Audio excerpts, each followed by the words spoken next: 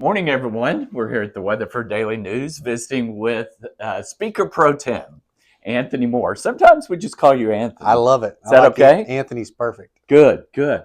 Well, so a lot going on up at the state capitol, and we kind of wanted a refresher on some things. We've talked about healthcare, we've talked about income tax, we've talked about daylight savings time.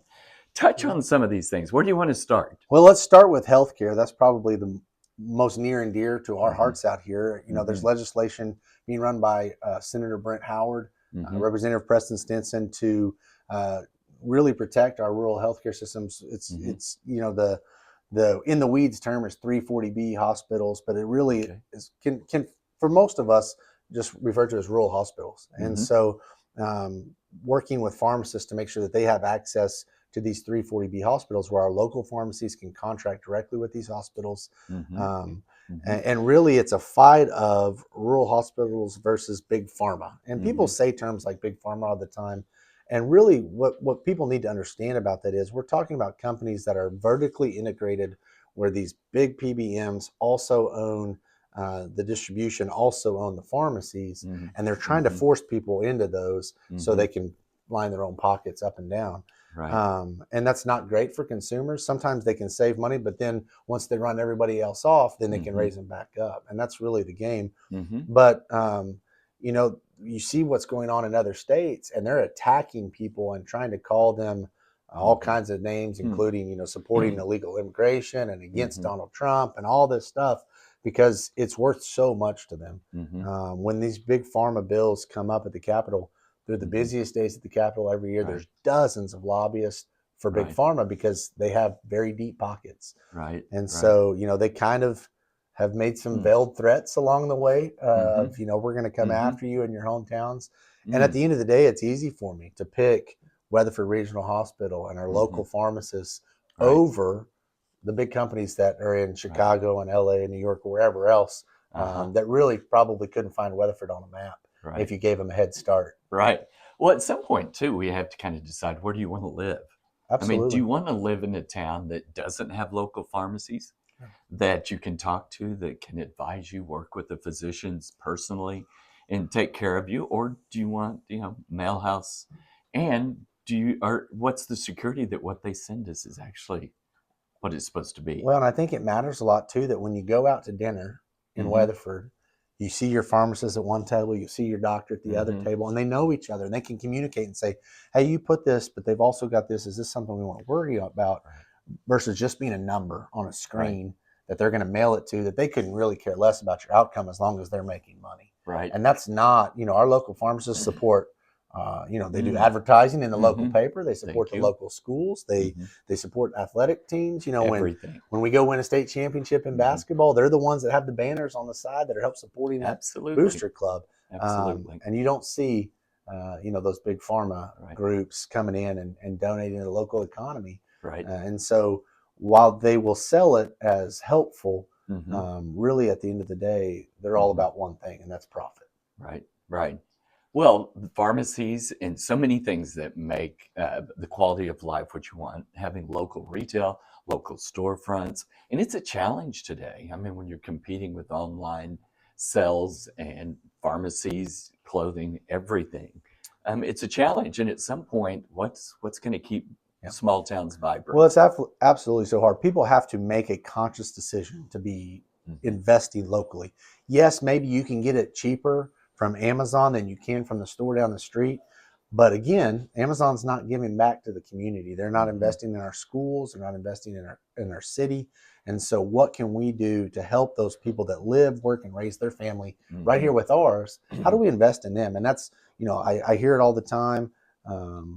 And you guys do such a great job of supporting those local organizations and those businesses right here on Main Street that we've got to make sure to invest in them just like they're investing back. Because if we keep those dollars here in Western Oklahoma, we're just circulating them back. They're going to come get their tire fixed at your local shop. They're not going to mail off for some new tires from some UPS delivery for new tires. So, well, I think the truth too is that Amazon is not always the cheapest. If you're working with local merchants with sale opportunities and variety of merchandise and comparing apples to apples, it's not always cheaper. Well, and when you have that customer service issue, call into that Amazon customer helpline and see how long you wait, see what kind of service you get. Again, versus someone that you see at dinner, you see at church, you see at the ball game, they're going to take good care of you. I had that very issue during my last campaign. I had my truck just went out. I mean, it just died. And I went down the street here and they got me right away, fixed it. A couple months later, it was kind of being weird, and they came in and adjusted it.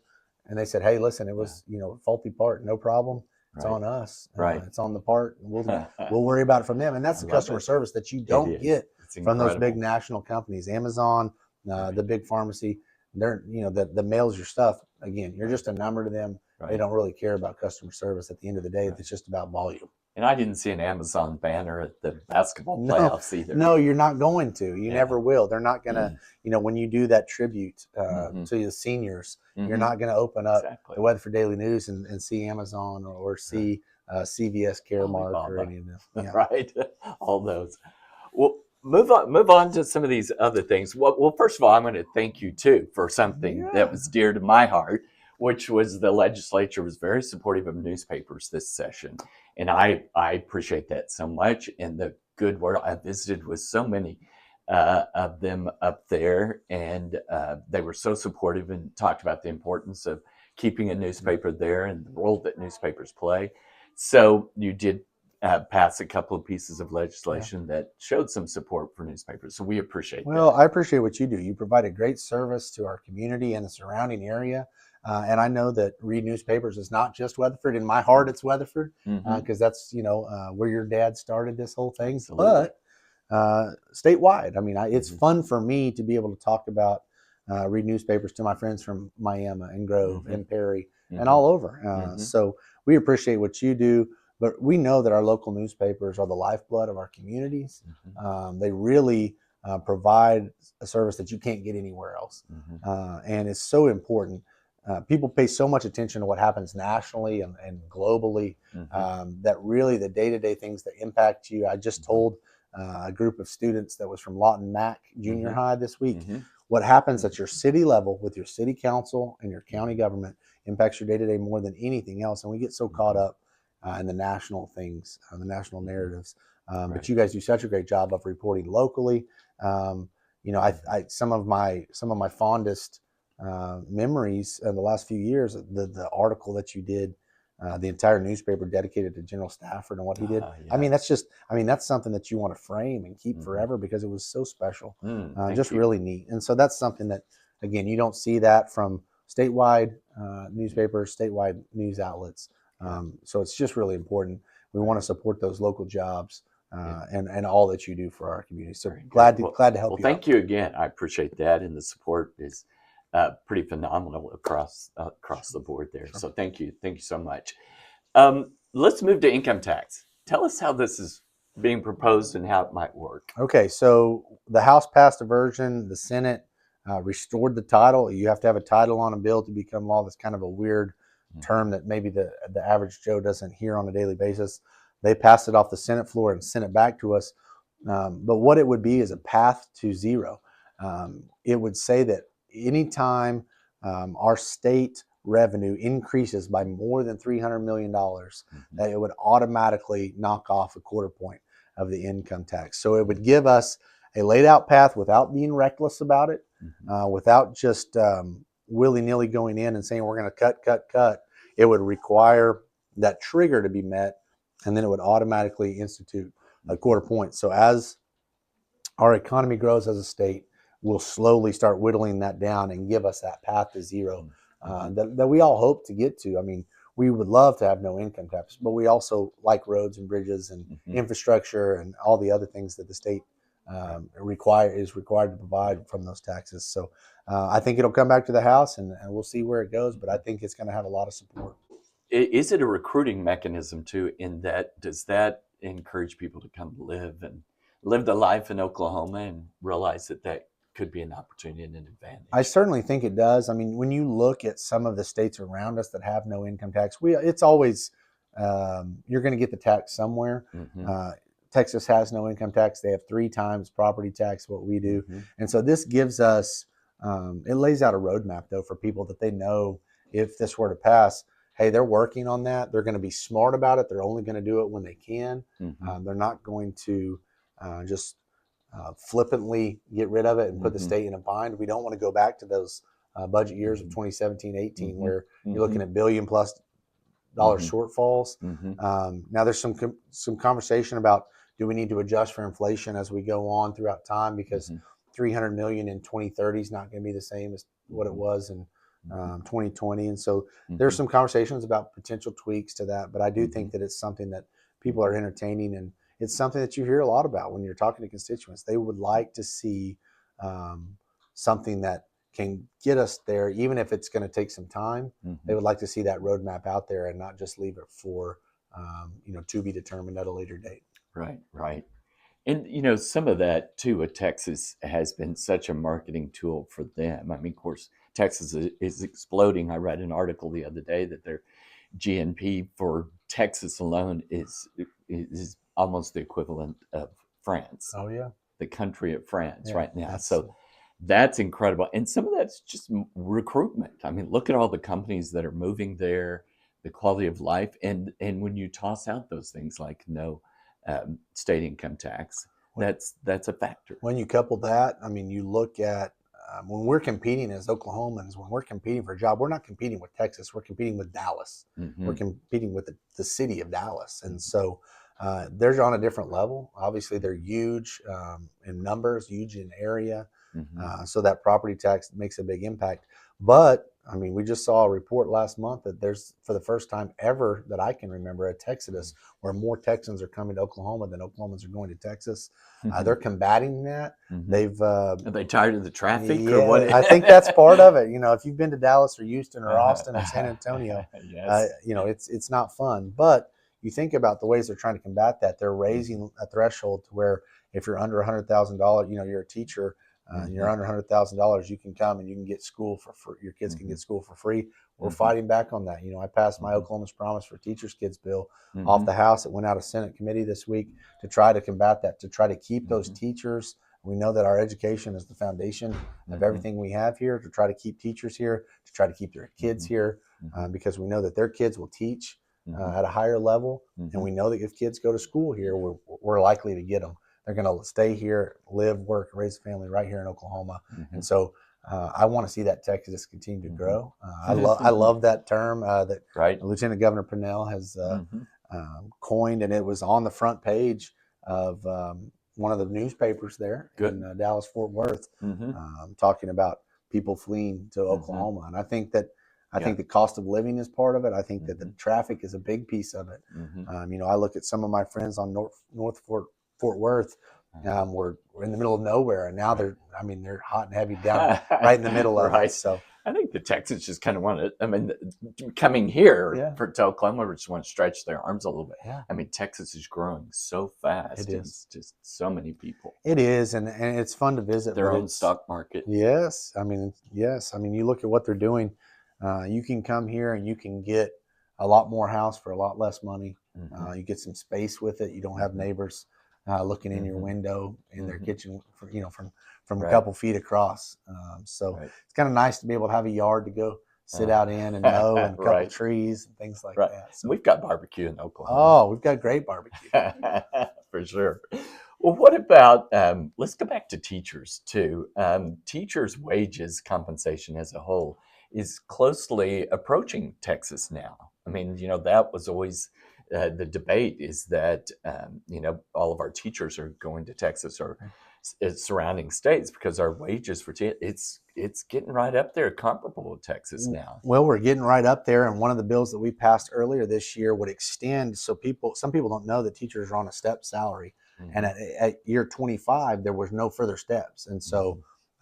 Like for someone that teaches 33 years, those last 8 years, you can't get a raise. You're stuck. And I can't think of another industry where you get to a certain point and I just can't make any more. And so trying to find some incentive, we've bumped that out. We passed legislation this year on the House side. It'll go to the Senate side that extends and gives continual step raises to 35 years to incentivize some of those lifelong educators to stay in the field that still have great years left that want to stay and teach, Right. but also don't want to feel like they've got, something on their head holding them down. Extending that out to 35. I think when you couple that with some of this Oklahoma's Promise potential, you look at, another added benefit for them to stay in longer. Right. It really, and really to come back if they've left, give them a reason. Right. If you leave the profession to start a family, now you have a reason to want to come back.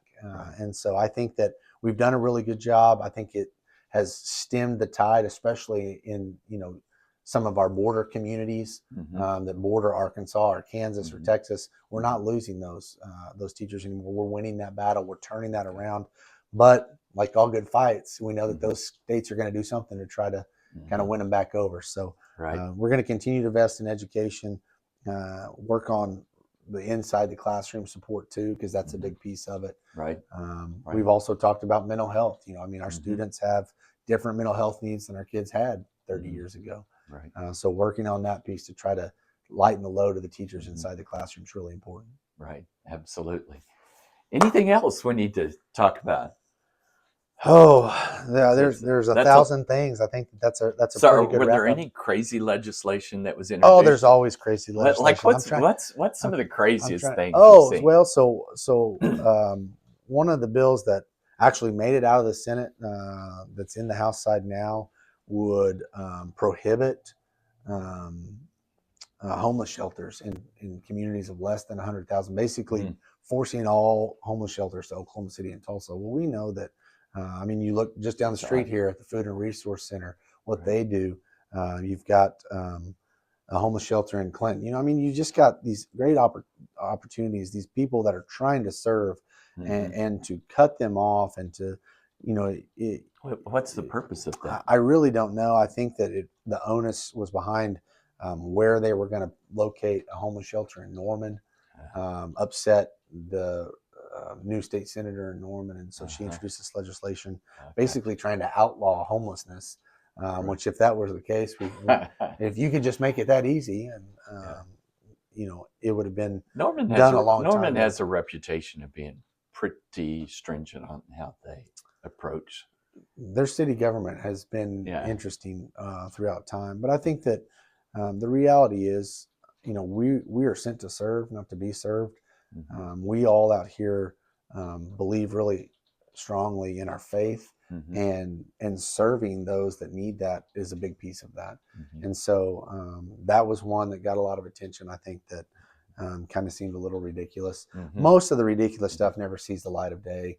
It gets some headlines during filing before there's actually any votes going, but then they don't go anywhere. So can we still spit on the sidewalk? Is that we gotten rid of some of those? Yeah, no, I think that we still can. I love reading about those crazy laws that are still on the books. Where you can't own an elephant. And things like that.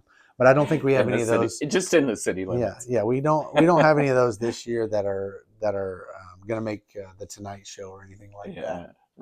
Right. We'll have to bring back the hog calling contest to get and the what was it, Bigfoot hunting season? That was a big one, exactly. Which I thought was a great idea. A good idea. Great marketing by the representative from that area. Yeah, very good. Well, thank you very much. Always good to be here. Absolutely. Thanks for hosting us. Come see us more often. Love it.